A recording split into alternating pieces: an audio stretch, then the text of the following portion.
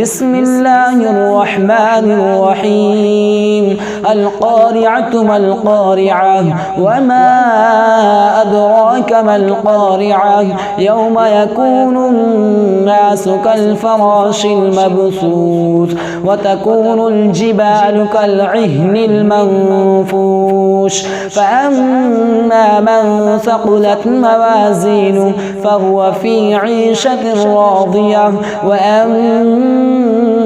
من خفت موازينه فأمه هاوية وما